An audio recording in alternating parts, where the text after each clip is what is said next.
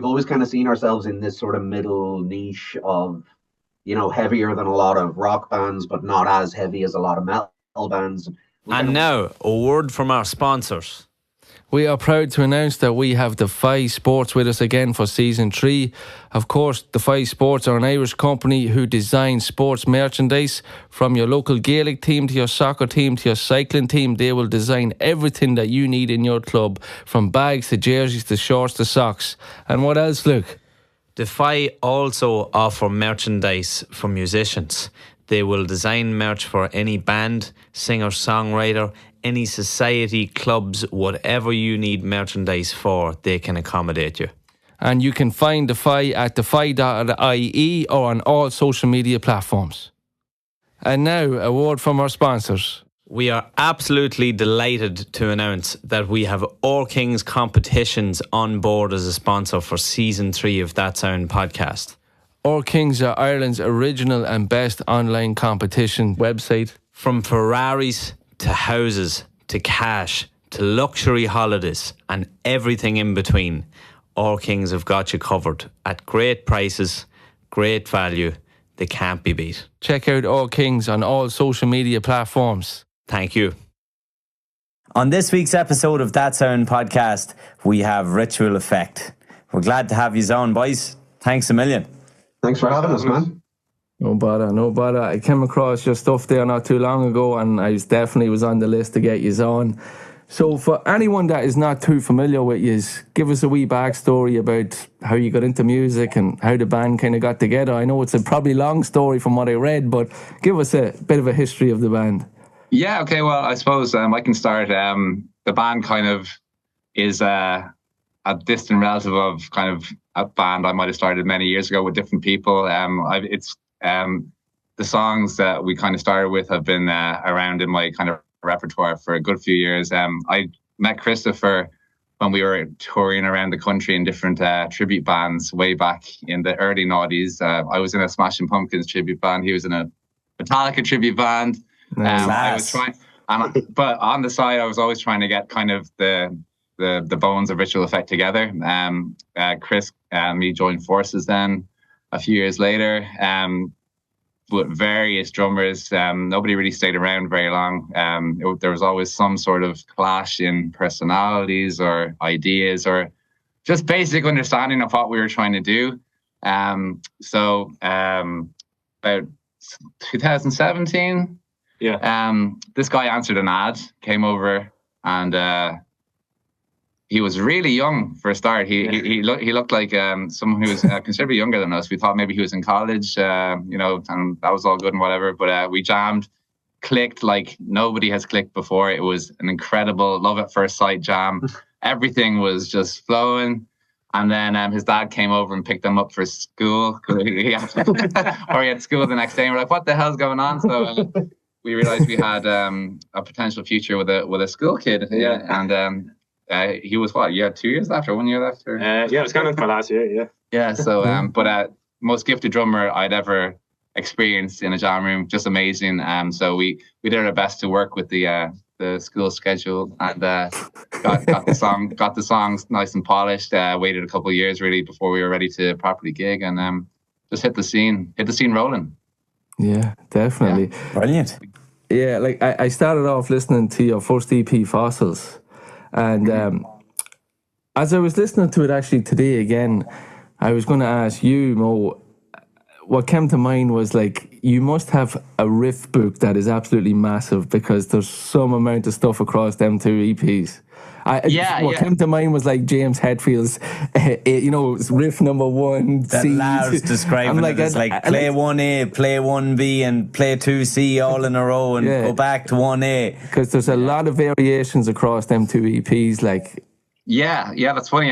Especially as I said, like it took a great number of years before we were kind of established as Ritual Effect, let's say. So especially with Fossils, a lot of those songs date a fair bit back pre the band's incarnation, I guess. And that's kind of why we call it Fossils as well, because, it kind of is the bones and the kind of ideas behind Ritual Effect. But the band, those songs were kind of formed really before the three of us were a tight unit and before even Paul was on board. And funny enough, some really interesting trivia.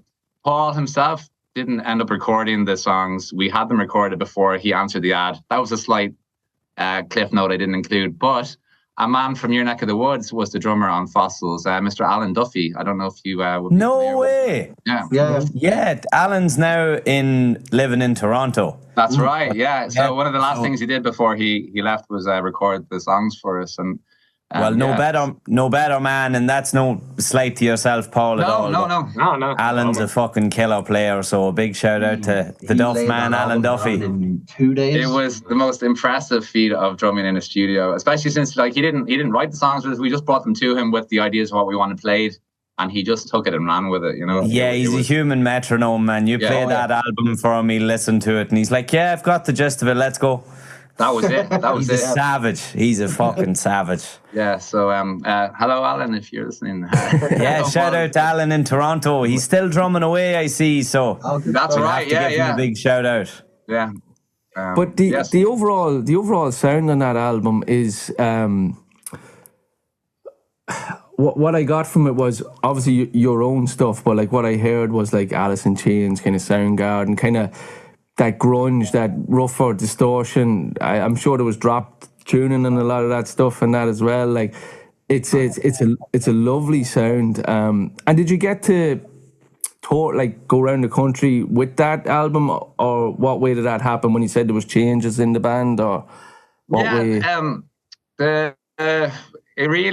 It just kind of, it took so long to put together, and then just so long to become a full album and, be ready to be released. By the time it was ready, we just wanted it out. We didn't really plan a release or a tour or anything, we were ready as a band, but like the album, as I said, was older than we were as a unit. But we just kind of put it out and wanted to see what happened and what the reception was, and was this viable and was it all that we'd hoped for? And the reactions we got were fantastic. The gigs we did were fantastic, but we didn't really plan much of a launch or a tour around it. Let's say, just kind of took gigs as we got them. And I mean, every band we played with, every band to date that we still play with, we always get great vibes from everybody, great receptions.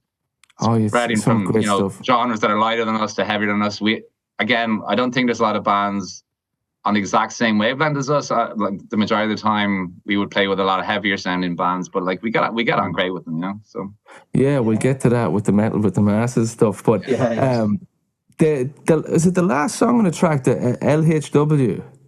Yes. Is that the instrumental kind of one? Yeah. What's the crack with that song? That's funny because its title will remain a bit of a mystery. That's just a kind of an in-band thing. But funny enough, left-hand profanity. You never know. Or it could be light heavyweight. I'm not sure which, But weighing in at 205 pounds. We left it as the three initials as a little tribute to Rush, with YYZ being their big instrumental. We figured if we were putting an instrumental down, leave it as the three initials and have a little bit of a nod to our idols there as well, Cool. That's cool. It's a great instrumental, like it's class. Thank you. It is class. It's a great sound. It was actually the last track I listened to today, and I was like, Jesus, yeah. Funnily enough, that song, which Paul absolutely laid an amazing drum track on, that's obviously on the second EP, Too Late to Turn Back. But again, there's some riffs, a couple of riffs on that song in particular that have been in my back pocket for years, and it's one of those tunes I've played those riffs because like they're not 4/4, they're all mad timing.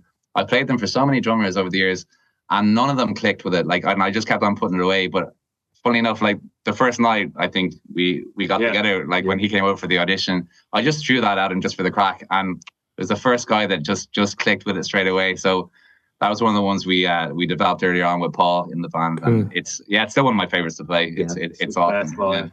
Yeah. Paul, what was your influences growing up? As Chris said, like Rush. Rush were a big one, but I mean everything from the 70s, Zeppelin, Sabbath. After that, like Wishbone, Ash, and then as I got older, I got more into the 90s stuff, which the lads would be into. So like Deftones, Pumpkins, Alice in Chains. I'd never listened to it until I met you, actually. Yeah, I forced that on. Yeah, it was great. Yeah. I do say it's funny though, because like when people are asking me about Paul and how it all came together, like because obviously he's a lot younger than we are, I kind of describe it. It's like Paul was frozen in the mid '90s and just thawed out like 5 or 6 years ago and just came over and jammed, and we just click on everything. It's crazy, yeah. Yeah, absolutely. That's brilliant, lads. Absolutely class. Mo, what about you? What would your influence have been? I'm a massive Smashing Pumpkins fan. I've just been obsessed with them since back in the day. I'm a bit disappointed with what they've done in recent years, but Pumpkins. You're not a fan of the new album? I'm not sold on it. I'm not 100%. I think it's a grower. I think it's a grower. It's not the first song hooked me in, but then I was like, it's losing me very quickly. But I do need to go back to it. Chris likes. I'm really enjoying it. Did you go to the gig? Yeah. Yes. Savage. Yeah. Unreal. Yeah. But it's the first recent Pumpkins album I've instantly wanted to listen to again after finishing it. Hasn't been that way with a lot of their recent stuff. You just get to the end, you're like, yeah, that was something. Yeah. Well, I think for influences for me, I think the main ones would be the Pumpkins, Alice, Silverchair. Silverchair, massively underrated band. When I made a Silverchair fan though in Ireland, it's like that Millhouse moment. Oh my God, yes. So your name is Millhouse too. Exactly. So nobody's name is Millhouse. And a sprinkling of Deftones then as well. Always been a big fan of them. They'd be my main influences, and kind of still the main bands I listen to today because I'm old and I hate all new music. So you can't go wrong with Deftones. No, Deftones is class. A band that I was late to the party on, and myself and Gavin sort of tuned in then to listening to a lot of stuff and considering reviewing an album or two. But like White Pony is still one of my go-to albums. Yeah, classic. I can't believe that they played Vicar Street. Oh yes. I was Savage gig. I was at 2 nights. Savage gig. Yeah, amazing. Who was telling us about that recently? Someone was telling us about that. You're recently. right. Somebody I can't remember. I'm going to misquote it, so I won't say it. Yeah. I would love to see them. I was kind of late enough to the party too with Deftones, and of all the gigs that I've been to, I've never seen Deftones live. Amazing live band. Yeah. Although they're touring now without Steph on guitar, which is kind of weird. Right. We almost caught Pumpkins in Madrid when we were over there, but we missed out. Yeah, we missed it by an evening, but that's okay. We'll get them again. It would have been a good gig to see. We didn't make the one in Dublin, so we'll be sure to get them again. It was Paul's first Pumpkins experience. Oh, it was brilliant. Yeah, it was great. Yeah. Jimmy Chamberlain's unreal. Yeah. Man, great drummer. Yeah. And now they've got Jelly Belly back in the set. It's just a banger, man. Yeah. Christopher, what about yourself? Influence-wise, I think my bass playing probably starts a bit later in life than these two. I was a really dodgy guitarist and a really dodgy drummer for a long time. But went to see Audioslave back in 2002, 2003, and I was about as close to Timmy C as I am to Paulie right now. In the point? You were no, I was on my Erasmus year over in France at the time, so I caught them. Oh, okay. And that was the day I decided I was going to become a bass player, because just watching that guy and the power and the and I mean this in a really positive way, but the simplicity of what he does is just incredible. So him and Chad, like. Oh yeah, but just immediately went and learned the entire Rage Against the Machine back catalogue and everything. That was kind of where I cut my teeth on bass. I was in a Metallica tribute band then for a long time as well, so that was kind of where I developed a bit more speed and power. And really from there on, I mean, Geddy Lee's a huge influence on me, but very late to the Rush party as well. I only started listening to them in about 2010, 2011. Right. And really they're kind of... and also, I do have to give a shout. Mike Mills from R.E.M. is one of the most underrated bass players of all time. Love the way that guy plays. So, they're probably my biggest influences and inspirations on it all. What was the name of the Metallica tribute you were in? We were called Frantica. Oh, cool. Yeah, so a long time back now, but it's based after their best song. Oh yeah, totally. 100%. We wanted to find a word that would work. Slight dig there, and it kind of worked. So yeah, and you went around the country with that. Yeah, I mean it was mostly in and around Dublin, but yeah, we did a few shows down around the country as well. It was intense, but if I ever have to play Enter Sandman again, I'll probably take my own life. Yes. You will be off to Never Never Land for sure. That was good. That was good. You're on the ball tonight, boys. Too much caffeine. So, I have a few notes here on gigs and stuff like that. You were busy enough. Open for Vendetta Love, if I'm right. Is that in Whelan's? Was that right? Yes, we did indeed. And then you I done the actually ended up double Muckmans. jobbing that gig because I was filling in for Vendetta Love on bass as well. So No I way. That's right, yeah. I did see that, because, the guy was away, wasn't it? Did you go to London with the boys as well? We're over kind of in the north of England, did a few shows around Sheffield and Newcastle and a few other spots. Yeah, we had the boys on a few months ago. Yeah, it was good crack. Yeah, the boys were serious cracky. They're cool, yeah. Good fun. We've been gigging a lot with those guys lately, man. And it's a really good matchup, I think, of the two. That would very much get into both. But yeah, that Whelan's show was really good crack. That was it was great. We've been sort of dipping our toe into some new venues, and we'd never played Whelan's before, so getting an opportunity to get up on that stage with, a crowd that was, the place was rammed. Yeah, it was quite crazy, early in the night. So yeah, brilliant show, brilliant experience. I seen some video footage of it. It looked like a great night. And then he's went to Workman's, if I'm right. Is that right? Yeah, we did Workman's. Was the Early July, Workman's Cellar? The Workman's 4th of July, I think it was. Workman's yeah. So another brand new venue for us. So it's nice to start kind of spreading our wings, even just around the Dublin scene a wee bit more as well. We're very, very used to playing Fibbers, like it's an awesome venue. Like no disrespect to Fibbers or whatever. Just it's literally like our second home. We've just been playing. Yeah, for it's so good long to spread. Now. It's not, and it's funny because the first thing I noticed about when we finally started branching out to all these new venues is I didn't realize how comfortable I was with the Fibbers stage, for instance. And you just like where everything is, you just feel it, and it's just like a rehearsal almost. But as soon as you start branching out to other stages, you're really putting up with just how everything feels different, and there's slight discomfort here or there. Slight, you're not used to things, or how it's probably a good thing though that to not get too yeah. That's what I'm saying. It's much better to just get out there and keep it mixed up. But even like from what we've talked to over the last while to different people, like down in Cork and even up by us in Dundalk and like the Spirit Store and stuff like that in Dundalk Limerick as well. Limerick and that, like you guys, you're well fit to get down there and knock on some doors down there and start to branch out, spread those wings, boys. We played Belfast a couple of weeks ago. On That's right. Yeah, so was that the end of Summer Festival, was it? No, that's actually coming up this weekend.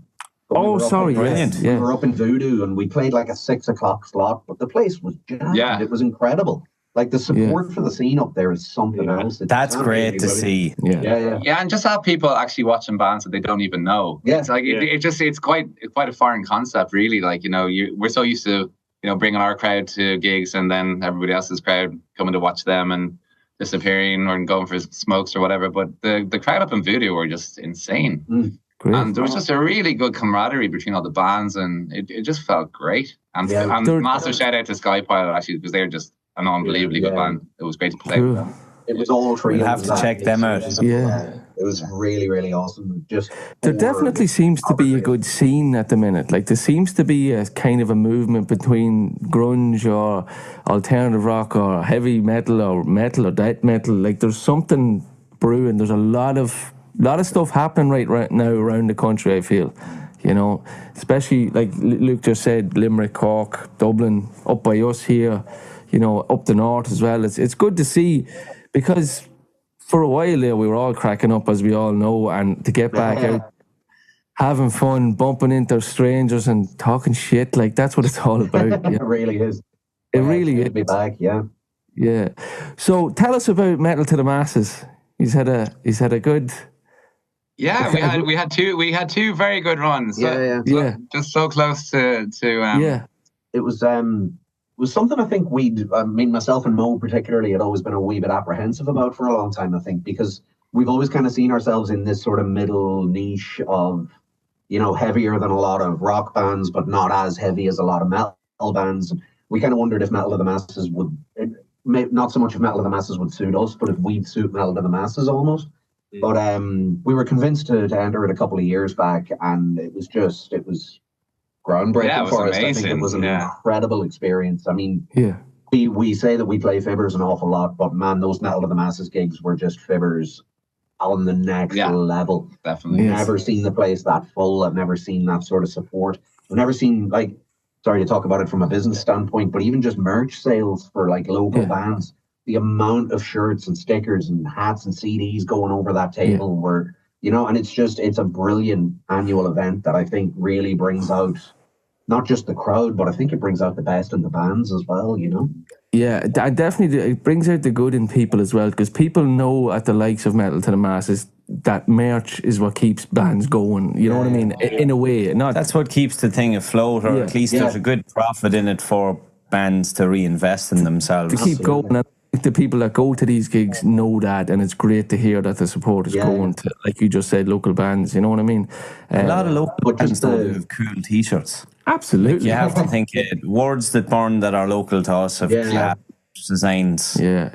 No, the That boys. sort of thing. The scratch, even, I know they might be on a wee bit of a bigger level, but Cathal McKenna, that is a neighbour of ours, another Monaghan man, and it's great to support those guys, and their merch is absolutely class as well. So, But even just the networking opportunities from it as well, like the camaraderies you build up with other bands. Like we've made some really good friends. We've made some really good like allies almost in the scene now as well, who kind of understand the same struggles that we have of maybe being in that weird niche in the middle as well.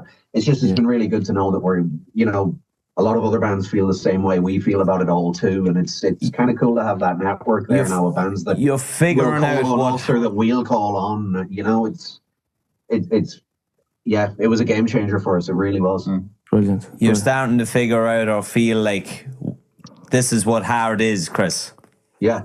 You know, and 100%. once you figure that out, when you say, oh, yeah, this is what hard is like, then you're rolling with it. It doesn't feel like it's a terrible big task to really keep going. Yeah, exactly. Not sure what fell over in the background. No, sorry, the galvanized roof on the cabin does crack from time when the heat changes. So I thought it was a crow. I swear nobody is being shot or tortured out in the orchard here. That's exactly what you would say if people are being shot and tortured out the Well, it's back. only about 10 to 9, so that's not supposed to happen till about 10 past. So unless he got he got excited, the whole trigger finger. So, boys, Go away, will you? what is the future for Ritual Effect? Where would you like to see yourselves maybe next year? Winning Metal to the Masses for one, definitely. He's got to go back. Yeah, well, it's taken a year off from the Dublin. Oh, is it? This year. But besides that, you never know. We were told to go to the Belfast one last week, so you know, maybe you'll see us there. You never know. But like sure. we've got like a ton of new songs that we're like very slowly getting our way through in the studio. But we're being quite ambitious. We'd like to maybe release 4 or 5 EPs over the coming year, and you know, do a few music videos, try and push ourselves a bit more, and ultimately kind of springboard hopefully over the UK for a few shows. Kind of similarly, we're just gonna, you know, just copy what Vendetta Love are doing, yeah. And but I just love to get out of the country for a while, and you know, just see a few UK venues, maybe go for Europe. But that's where I'd love to be. Whether or not we make it that far within the next year, you know. No, man, you should be confident in your work, and you don't need to copy anyone, because your material is as good as anybody. So just keep doing what you're doing, and good things happen to good people. So that's the way I think. So just keep doing what you're doing, man. Yeah, keep being authentic once you're true to yourselves. Absolutely. And that sounds exactly what you guys are doing when you're saying, oh, sometimes we feel we're stuck in this sort of niche middle ground, and that's where it's at. Then you find somebody who loves what you're doing, and they're going to roll with it. Absolutely. But no, the hope is, I mean, a few high profile support slots would be good. COVID did a number on us there. We'd actually booked a couple of support slots with POD over in Eastern Europe, which would have been No way. Shit. Oh, boys, that would have been savage. It would have been savage, but you know, I don't want to talk about that anymore. Yeah. Sorry to mention the war. Yeah, but it'll happen again. Like you just said, Vendetta Love, didn't they get to support Airborne. Yeah. You know, and Wards That Born got to support Kubla Khan. I don't know if you're familiar with them. Like, you know. Or Levain. Oh, sorry, Levain. But who did Wards That Born supported somebody big too, or are supporting someone big? Well, I think the boys are hoping that they get to support Kubla Khan this year, I think. That'd be great. I would like it too. I'd love to see that. That'd be brilliant. I'm a fan of the guys. Yeah. No, I think the immediate plan is just to keep pumping out as much material as we can. Keep ourselves in people's ears and that's all that we can control. That's the only thing we can And control. social media is so important these days too. Keep I'm getting a laughing, gig that's at the Words fun. of Burn because me and Ronnie and Jared, we keep saying we should do this. And come on, guys, let's just get a gig together, all right? Just come Get it done. Get up to Dundalk and we'll rock the place up in the Spirit Store, man. Come up to Carrick and we'll have a pint. That'd be some bill. Imagine the Spirit Store. You'd have Ritual Effect. You could have local guys, Four-Way Mirror. Yeah. You could have Words That Burn and Vendetta Love all on the one bill. Nice. Savage Hearts. We could Make it dip happen. in there as Luke's well. band. Luke's band. Sponsored by That Sound Podcast. Let's go. There you go. Let's go. Yeah, If they take both the vouchers. yeah. Unless we can get a grant for it. Talk to your local politicians. Boys, we're going to finish up with a bit of question time. Is that cool? Excellent. Right, I'm going to go first. What is your go-to takeaway? It's Base Pizza for me. They do really good wood-fired pizza. It's absolutely tremendous. Nice, nice. Lee Bros, Dean's Grange, right across the road. Absolutely insanely good burgers and chips, man. Can't beat it. Cool, cool. Pinhead's Pizza, man. I love it. Loads of chicken, loads of pizza. Can't go wrong. You gotta love it. Bit of Italian in use, boys, with all the pizza. Right, Lukey, go for it. Oh, right. If you could recommend a book, a film, and an album that you think everyone should check out. Okay. You good to go? Motley Crue's The Dirt. What a read. It's absolutely insane. For movie, American Psycho. And for an album, Siamese Dream, Smash Pumpkins. Nice. Brilliant. Nice, nice. Nice. Right, for a book, I'm going with Geddy Lee's autobiography, My Effing Life. Just came out there before Christmas last year. It's unbelievably good. So good. And if you get the audio book, he reads it himself. It's fantastic. I always for love movie, that. That's great. Yeah, it always makes such a difference. For a movie, I'm going with Clerks because I started my love affair with Kevin Smith and it's an absolutely classic film. For an album, I am going with... Oh, Jesus. Like asking you to pick your favorite child or something. For an album... Bloody hell. I really should have thought this through. I had the first two. I was like, the album will come I to bet me. Paul. Paul, go for it, man. Go on, Paul. We'll come back, Chris. I mean, the topic of musicians and books, when Neil Peart wrote... No, any book. Any book you want. We've had Anne and Barry before as an answer. That's way too advanced for Paul. Yeah, I'm still trying to count. Can't get past 4. There's books, Thomas Covenant. It's like this Lord of the Rings type thing. It's a whole series. That's good crack. It's kind of just melancholy, depressing all the way through. That's great fun. A movie. The Burbs. Oh, nice. No one says it. Yeah. Nice. And then album, probably 2112 by Rush, man. Get that on a good system, good headphones, just blast it, Nice. Have you thought of the album, Chris? I'm still so torn. Well, you see, Mo's already pointed out Siamese Dream, so that kind of... It's the album everybody should listen to. Let's just agree with that one. I'm going with Clockwork Angels by Rush. I'm going with their last album. Concept Brilliant. album, storyline running through the whole thing. It's Great beautiful. book as well. Can't be the concept album. Class. All right, let me see. What other hobbies do you have apart from music? If any. Apart from music. To be honest, I've just been up to my eyes the last while. I'm moving house at the moment, so I haven't had time for anything beyond just that and being here playing music. I coached roller derby for a long time. I spent 10 years coaching Dublin roller derby. That was an experience and a half.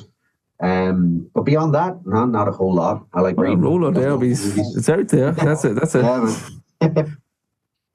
Anyone else outside music? I wouldn't say there's too much outside music, but I like to try and branch out. Like I'm trying to branch out and to a broader scope of instruments. So at the moment, I'm just trying to focus on piano when I'm not playing with the lads here. So I'm just kind of just get a bit more experience on the broader spectrum of the instruments. So yeah, that's my other hobbies, different music. Cool. Yeah. Same. Himself. Copping out. Awesome. Well, the last one we're going to go with is, if you had the power to form any band with any musicians that are dead or alive, who would you choose? 4 or a 5 piece? This one. I know you. I don't know you guys are going to say anything. Oh, yeah? So, well, yeah, obviously it's going to be no better than that. Maybe, not really. Yeah. Oh, Eli. Oh, my God. Okay. Oh, I want Freddie Mercury in my band, so that's Nice. yeah. I don't think we've had Freddie yet. No, we haven't had Freddie yet, which is great. Oh, he'd be amazing. And that's one thing about Freddie. I would have loved to have seen who he would have collaborated with throughout the 90s. That's one thing. Yeah, he could have went down any rabbit hole. I would have loved to see like a Freddie Mercury and Phil Collins collaboration during that. that'd be cool. Yeah. He's a great drummer. Yeah. I'd put Dimebag in my lineup too. So Freddie and Dimebag. That'd be interesting. Bass players, I don't know.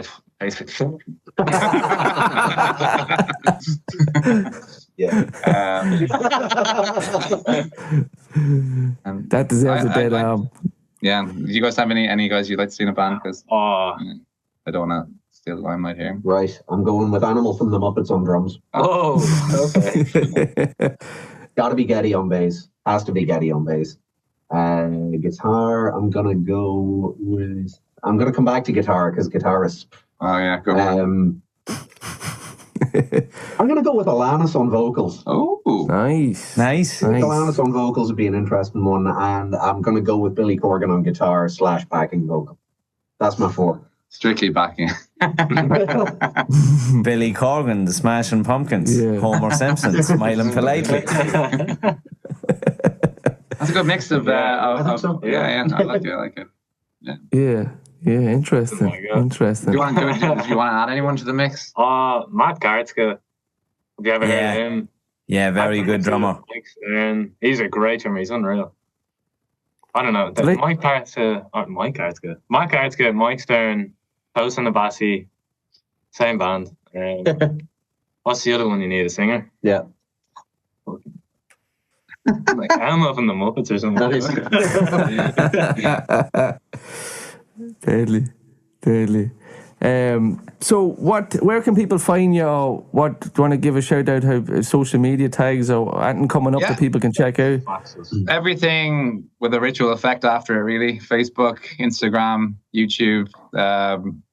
We've got ritualeffect.com, which is fairly out of date, but it's still there and it's got links. So we're going to try and maybe modernize that soon as well. Absolutely. But yeah. And then in terms of catching us live, we're in Portlaoise this weekend. Which has probably already happened. But it was also announced during the week, and we're really, really psyched to announce that we are included in Siege of Limerick, the 30th Siege of Limerick in October. So we're really, really psyched for that one, man. So cool. Unreal. We get to have a nice reunion with all our Metal Masses friends. Yes. Brilliant. I got to get over to one of them, so I might make my way over to that one. Maybe I'll catch you. The lineup is incredible this year. Yes, absolutely. Cool.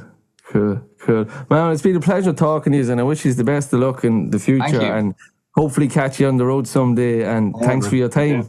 Hey, thank you. See you in the spirit store. Thanks a million. No bother. Take care. Thank you.